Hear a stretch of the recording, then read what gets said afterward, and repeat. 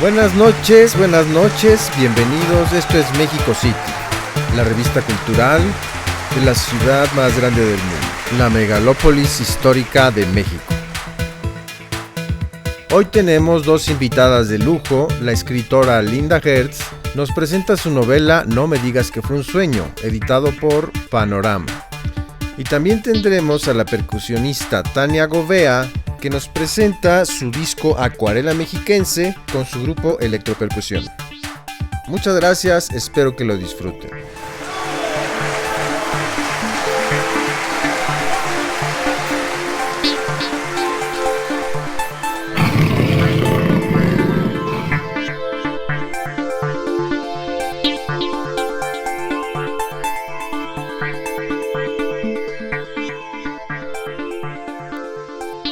Buenas noches, bienvenidos a esta edición de México City. Hoy tenemos el honor de que nos visita la escritora Linda Hertz y nos viene a presentar un libro maravilloso que se llama No me digas que fue un sueño.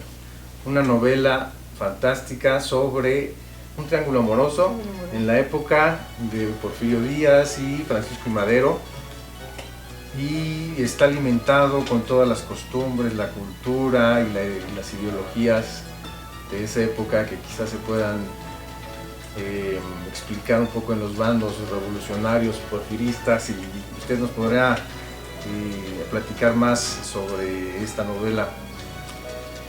Maestra, bienvenida. Muchas gracias por estar aquí. Entiendo que usted estudió una carrera muy bonita que es Ciencias Humanas con especialidad en Arte y Literatura. Qué maravilla, es así, me imagino un poco también como el área 5 de Bellas Artes, donde estudian unas cosas muy bonitas que deberían de fomentar más, ¿no? La cultura es cultura siempre. Así. Y eso, yo digo que la cultura alimenta el alma y el espíritu. Por supuesto. Y aparte hay muchas cosas que se pueden explicar a la fecha y que tienen su raíz desde los griegos, ¿no? Por ejemplo, la misma democracia. ¿Sí? Desde la época de Pericles los partidos políticos ya eran un desastre, ya le quedaron a deber a la democracia. Sí. Bueno, pero hubo democracia, ¿no? Y eso es importante que se inventó.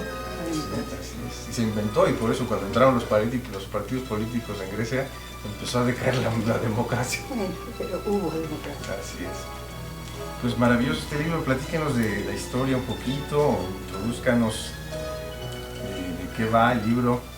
Claro, miren, la historia comienza en el año de 1910. Realmente el último año que Porfirio Díaz pudo estar bien en el poder. Él renuncia en 1911, así que tenemos este último año en el que se dan las fechas, las fiestas del centenario de la independencia. Entonces ahí comienza el libro, ahí arranca. Cuando se pudo hacer por fin el ángel de la independencia. Se pudo hacer el ángel de la independencia. Que ya había dejado Santana ahí a la mitad. Pues no, bueno, realmente nunca. Fue el Zócalo.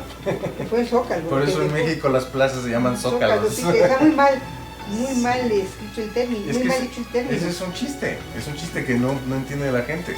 Sí. O sea, en México se llaman zócalos por ironía. Sí, pero Zócalo es una base. Exacto, es una base de un monumento y la gente decía irónicamente, sí, ahí está el Zócalo, porque no estaba el monumento. Sí, el problema es que a las plazas mayores se les diga Zócalo. Ya se les dice a todas las plazas de México Zócalo. Sí, no, pero, bueno, comienza en eso, en 1910, donde la gente se estaba realmente preparando para la gran fiesta de México, claro, sí, que es el centenario de la independencia. Pero vemos aquí una sociedad un poco alejada de la política, realmente, porque sí hay esos partidos políticos, ya en un trasfondo está Francisco I. Madero con el partido antirreeleccionista, está jalando gente, pero aún no se consolida. Siempre sencillamente todos están enloquecidos con las fiestas y con el último año de Porfirio Díaz, que viene precisamente unos meses después la última reelección de Porfirio Díaz. Entonces, bueno, ahí comienza realmente la historia, pues ante todo de una familia, de una pareja, de un, como tú dices, hay un triángulo amoroso que se da. Y posteriormente, ya después de las fiestas del centenario, viene todo lo que es la revolución maderista. Porque tenemos también ahí a Francisco Madero, que está en su lucha por la democracia. Ahí arranca el libro. Perfecto.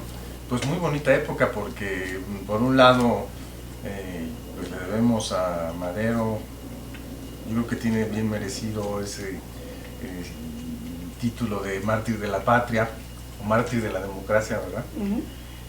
Que pues nos dio mucha luz para tener algo de democracia en nuestro país. Y por otro lado también tenemos la prosperidad y todo el gusto refinado que trató de traer Porfirio Díaz a México, y además trajo las primeras bandas y los primeros kioscos a toda la Bueno, toda la no solo República. eso, trajo Tren. la modernidad a México. Sí. ¿Sí? De algo tan sencillo.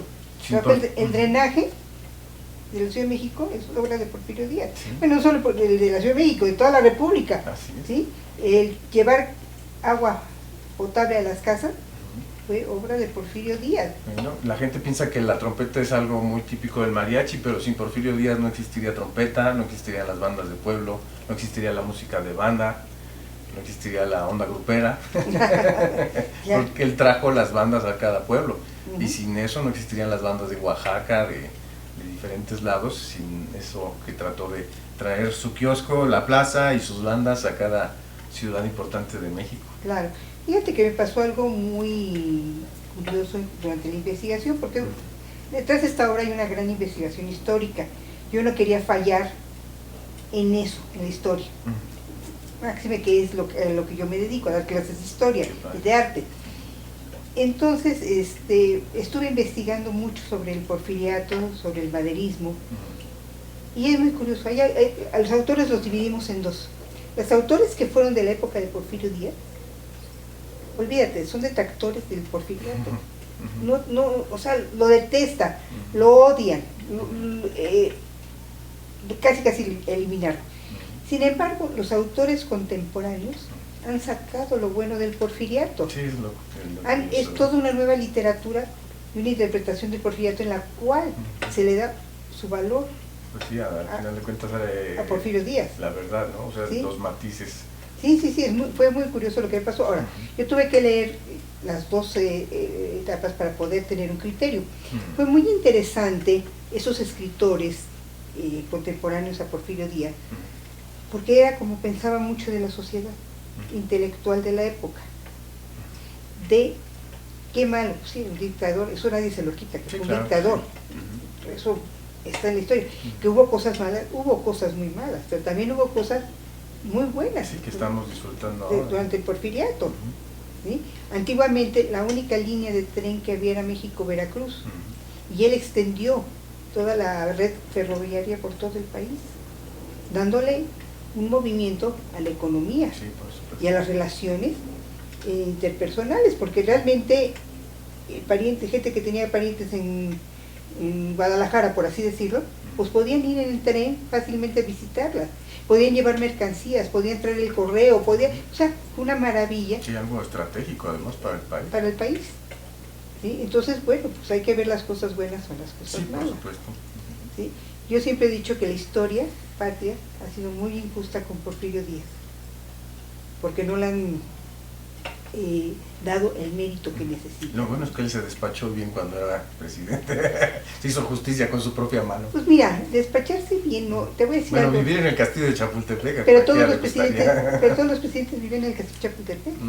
Tan es así que cuando Madero sale, antes de la decena trágica, sale del castillo de Chapultepec, y sale de ahí porque ahí vivía. O sea, presidentes han vivido en el castillo de Chapultepec. Ahora te quiero decir algo de Porfirio Díaz. Él nunca tuvo casa propia, él rentaba. Y entonces, cuando se va al exilio, pues nada más deja la casa que rentaba. Posteriormente, la familia Díaz adquirió esa casa. Y esa casa, bueno, posteriormente pues ya la destruyeron, y hoy ya son oficinas en el centro de la Ciudad de México. Sí, luego yo cuando paseo aquí por el bosque de Chapultepec, me encanta imaginar esa época de Porfirio Díaz, los alterios y la forma en que se vivía en esa época, los primeros coches y el club de coches ahí, que es ahora, gracias a Dios, la Casa del Lago. Platíquenos de su formación en historia del arte, en literatura. Bueno, yo soy licenciada en Ciencias Humanas, con especialidad en Arte y Literatura, egresada de la Universidad de Anáhuac. Sí, me platicaba una carrera muy bonita que lamentablemente ya no existe. No, no existe. Posteriormente hice varios diplomados en Economía Política y luego hice diplomados en Narración Literaria en el claustro de Sor Juana. Ah, sí, también. Y estuve bajo la dirección del profesor Miguel Cosío Woodward, que ha sido formador de varios escritores. Y pues bueno, me dedico a dar clases de historia y de historia del arte. Y también de escribir. Pues aquí tenemos esta novela tan bonita, que está muy nutrida de todo lo que usted ya sabe de historia del arte. Mira, lo que tú decías, ¿no? Hay música, dentro del libro podemos escuchar música de la época, porque se mencionan valses, se mencionan costumbres. Entonces no puede faltar Juventino Rosas. No, claro que no. Sobre las olas es uno de los principales. Exacto. Y qué triste que en su época no le creían que era tan bueno, o pensaban que sus valses eran vieneses, y no, sí los hizo. No, pero de verdad, tiene muchísimos valses y de muchísima calidad. Sí, pero no solo él, están varios, se hace mención a varios valses mexicanos, se hace mención a la comida de esa época, cómo estaba influenciada por Francia, en los restaurantes, vamos, de prestigio, ¿no? Sí. También hablo mucho de las fiestas de esa época. Hay una preciosa que es la guerra el combate de flores, que se hacía posterior a Semana Santa. Tú no te podrías imaginar ese bosque Chapultepec. Hablando exactamente del autoclub en la Casa del Lago, hay toda una escena ahí, porque estuvo este lugar, el combate de flores. Era muy popular de aventarse flores y de hacer desfiles con los coches todos llenos de flores. Qué bonito. Por todas las avenidas de la Ciudad de México hasta llegar al autoclub que está en Chapultepec. ¿Sí? O sea, hago mención a muchas cosas que le han dado identidad al país y que fueron muchas que nacieron durante el Porfiriato. Ni qué hablar de los dulces mexicanos, ¿verdad? Y de los panes, que también hago mención. O sea, hay muchas cosas de la vida de esta familia que nos están enseñando el México de la época. Y sobre todo una época muy buena para hablar de arte. Por ejemplo, cuando se empezó a construir el Palacio de Bellas Artes, precisamente en la época de Porfirio Díaz, que lo mandó a construir. Lo mandó a construir, pero no se terminó. No se terminó, pero se empezó. Se empezó, pero no se construyó. Realmente es la época del arquitecto Rivas Mercado, exactamente, que tenemos muestras tanto en Guanajuato con el Teatro Juárez como aquí en México. Pero tenemos, por ejemplo, el Ángel de la Independencia. Ese sí se mandó a hacer para conmemorar el centenario de la Independencia de México. ¿Sí? Y se empezó en 1902 este monumento, pero no contaron con el suelo blando de México. Pues un tema muy sabroso de una historia de amor en la época de Porfirio Díaz y la efervescencia que luego llevó a la revolución. ¿Y dónde podemos encontrar este libro que lo edita Panorama? Bueno, se puede encontrar en las librerías de prestigio, ¿sí? Candy. ¿Y formatos electrónicos también tiene? No, pero sí en la página de la editorial se puede encontrar. Perfecto. No duden en comprarlos, es muy recomendable también para conocer muchas cosas de historia que en la especulación o en la imaginación nos da nuevas claves sobre la forma de pensar de los mexicanos de esa época y de la actualidad. Pues un libro que se ve exquisito, casi como un buen postre francés, muy apropiado para esta época porfirista. Y platícanos de este sueño, este libro y de este título que dice "No me digas que fue un sueño". Porque así nació, en efecto fue un sueño. Fue un sueño y tú sabes que en la realidad onírica tú eres protagonista y eres espectador en un sueño. Entonces yo, la visión que tuve era de unas parejas dentro de un carruaje en Chapultepec, vestidos en esa época, todo muy bien, muy elegante. muy elegante. Entonces dije, bueno, tengo que hacer algo con este sueño y con el personaje que admiro, que es Porfirio Díaz. Y ahí empecé entonces a soñar despierta, porque hubo que pues imaginar todos esos personajes, redactar, hacer, y de ahí salió No me digas que fue un sueño.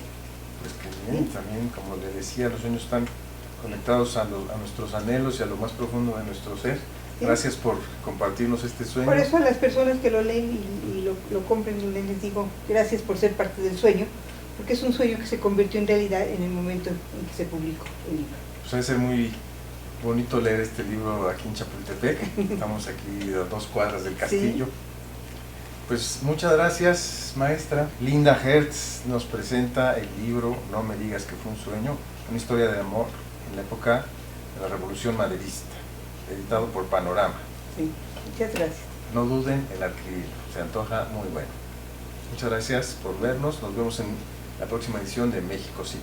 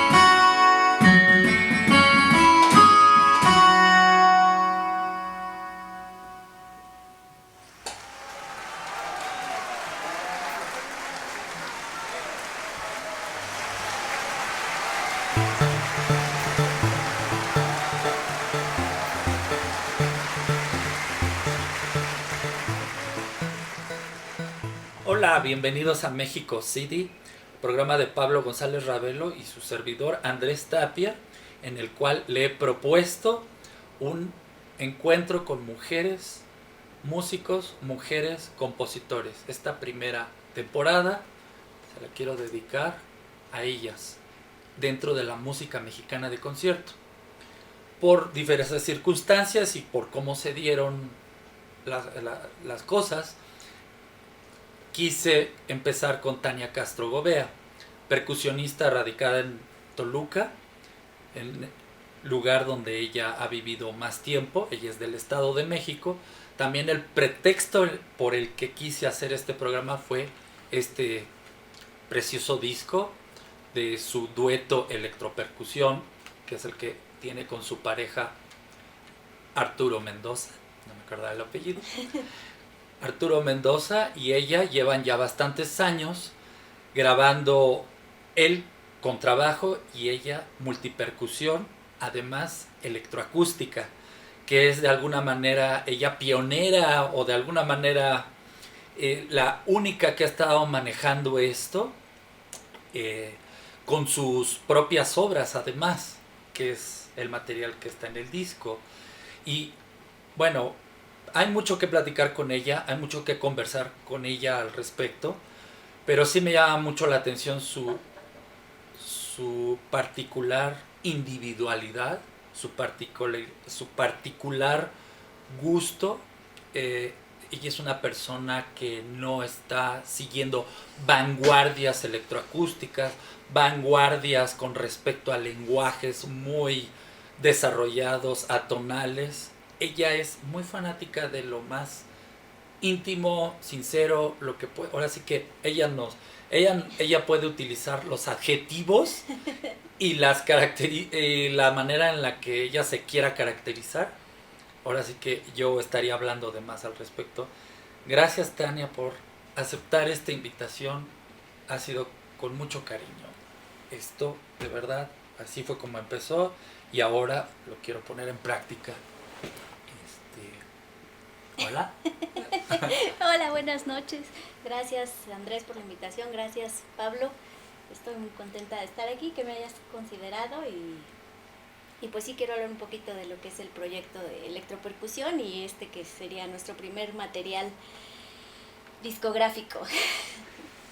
Empezó porque tuviste un apoyo, una beca al respecto y tú te viste forzada en dedicársela al Estado con sus títulos, etcétera, o al revés, fue una cosa de yo ya lo traía y coincidió que el apoyo es local y así. ¿Cómo fue eso?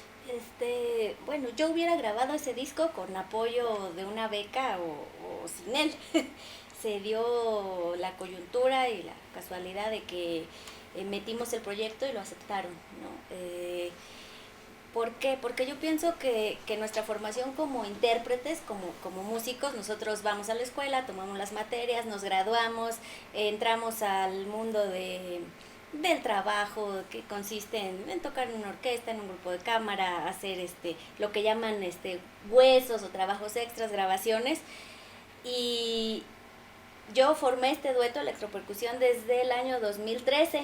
Empecé tocando yo sola y después invité a Arturo, que él era mi ingeniero de audio, y de repente, oye, pues intégrate a tocar. Empezamos a hacer arreglos y una consecuencia natural del grupo para mí era empezar a componer obras propias, porque yo no tengo una formación como tal de carrera como compositora, y es algo que siempre me había llamado la atención, ¿no? Y se dio la idea de dedicar estas piezas al Estado de México, y fue una muy buena idea porque te pone un marco, ¿no? De lo que en mi caso yo quería hacer, ¿no? Y quería usar los instrumentos que teníamos a disposición, que es la marimba electrónica, y el contrabajo, ¿no? Y realmente el Estado de México fue como una coincidencia maravillosa de escribir acerca de lugares, de momentos de vida,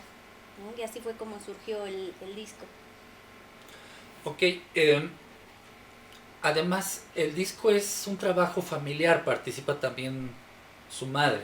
Ajá. Y no sé si otros familiares tuyos o de él. No, bueno, su papá sí, de Arturo. ¿En qué sentido?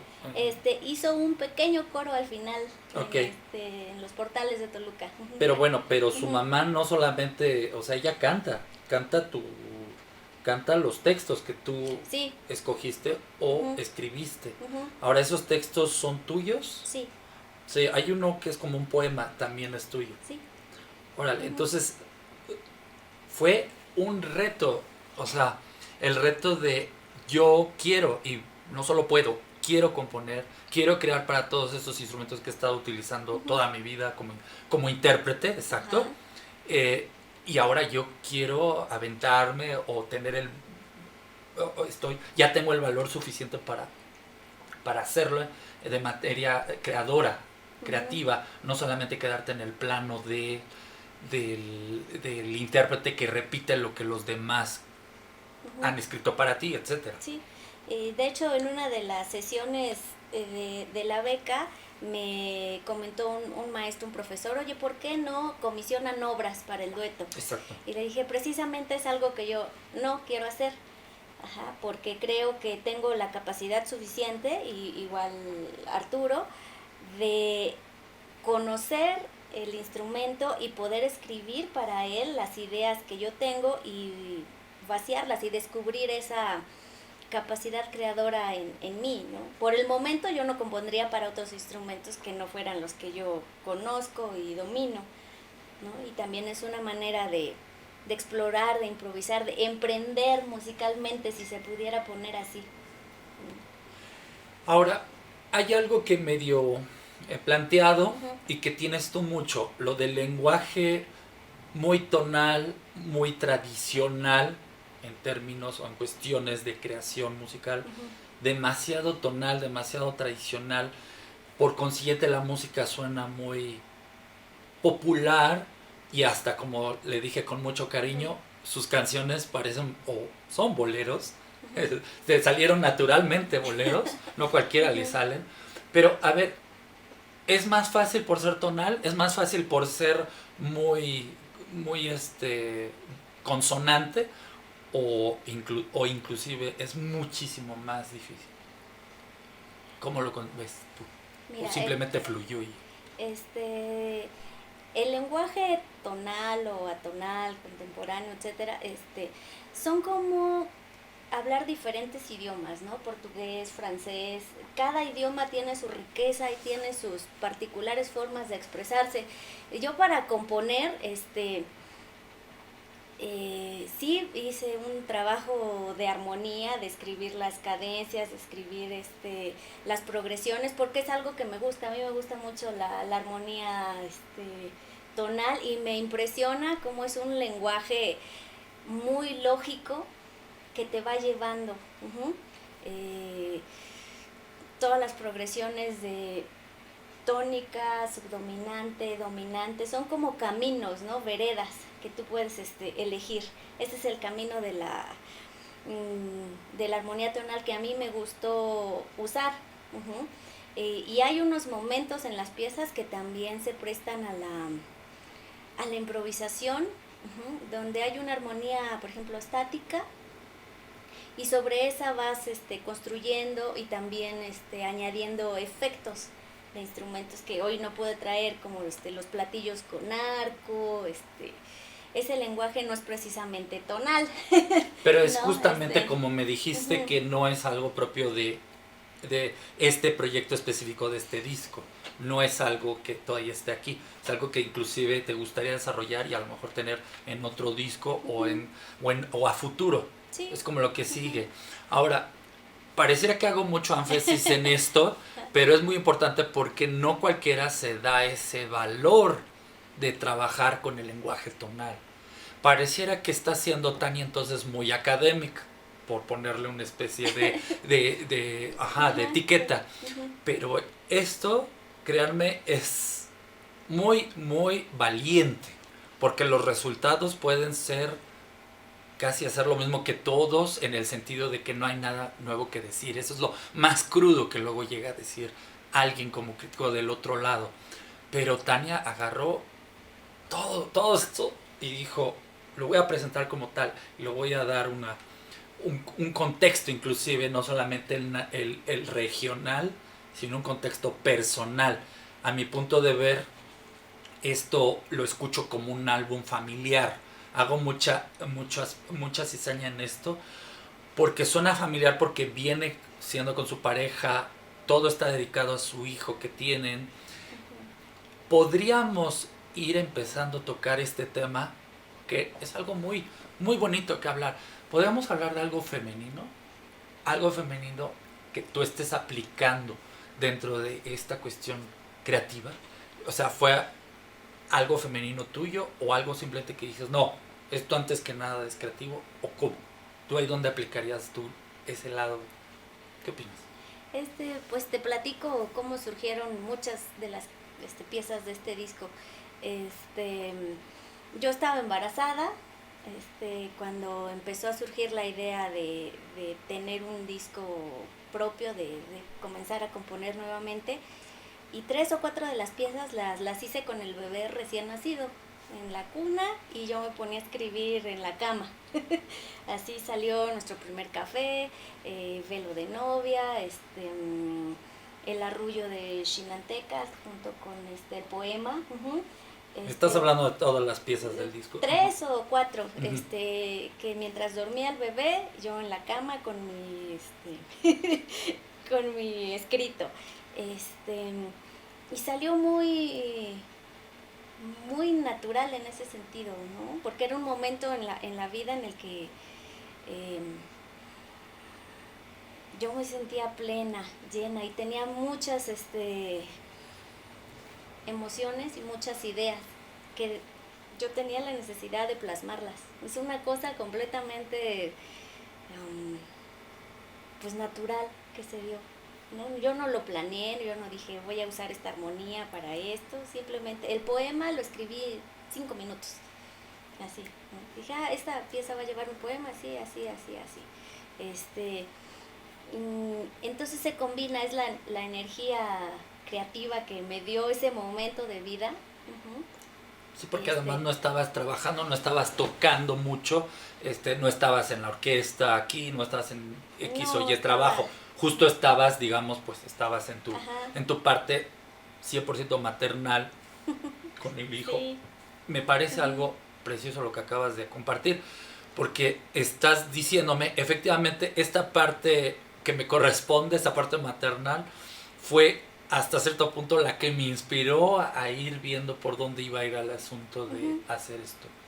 Bueno, entonces no me equivoqué al decir que es algo muy familiar, pero tengamos en cuenta que puede ser algo familiar, algo muy particular, pero si uno lo escucha, hay que siempre escuchar, bueno, esto es una invitación, siempre hay que escuchar todo así.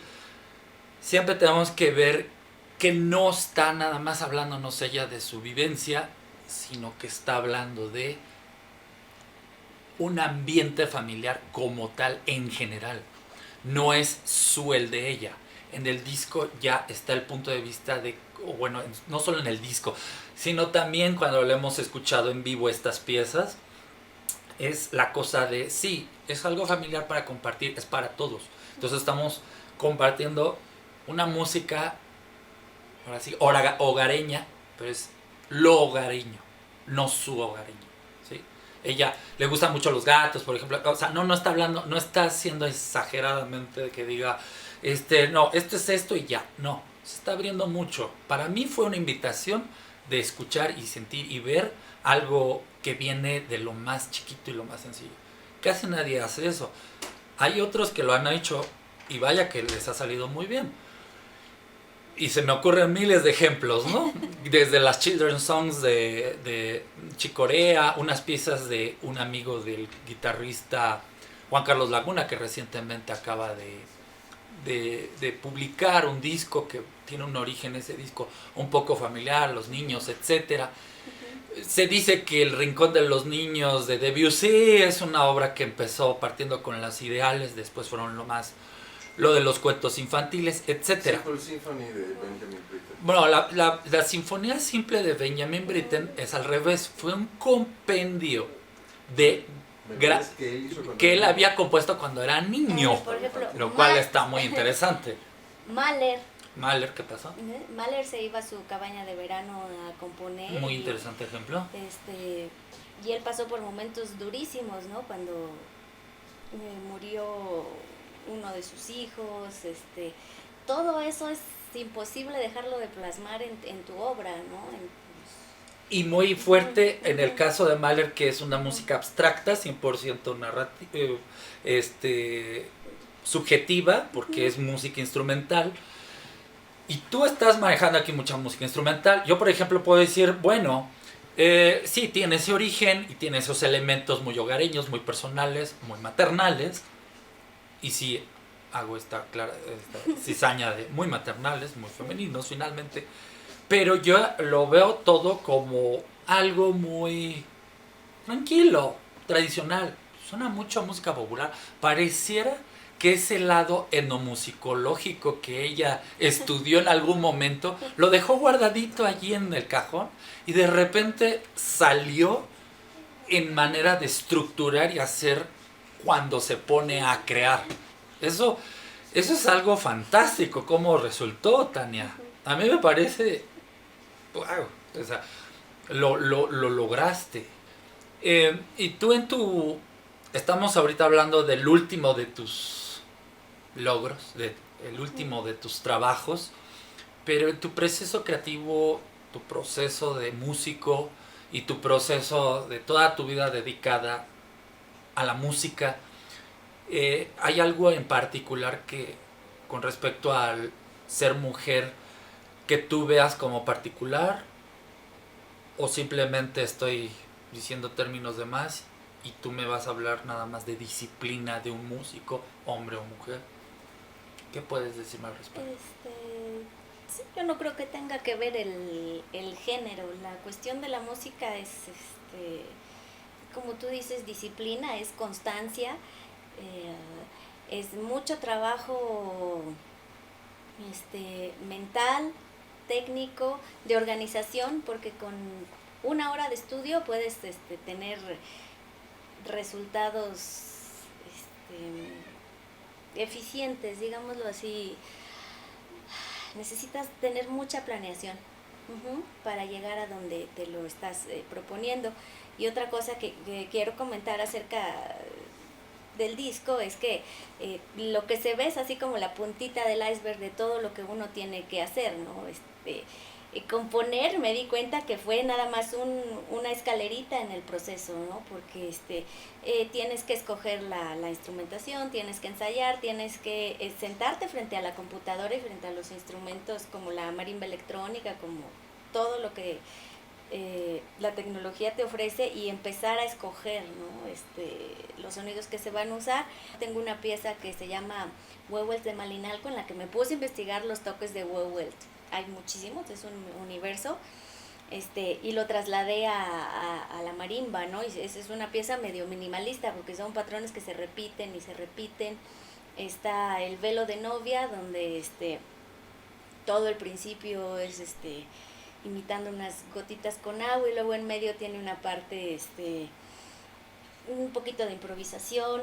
Cuando tú comenzaste, me acuerdo que hasta estuve en tu casa, tuve el honor de que me hospedaras, y me acuerdo mucho que te hablé de los timbres, que te dije, oye, Tania, si por sí todos los timbres de las percusiones son demasiado amplios, todos los acústicos, ahora te estás metiendo al mundo de lo electroacústico utilizando estos instrumentos electrónicos, electroacústicos, y todavía ampliaste mucho más esta gama de timbres. Qué bueno que me estés hablando de eso, qué bueno que lo estés mencionando. Esto es una invitación y al mismo tiempo una presentación, no es una justificación, es un comentario personal de lo que has estado trabajando.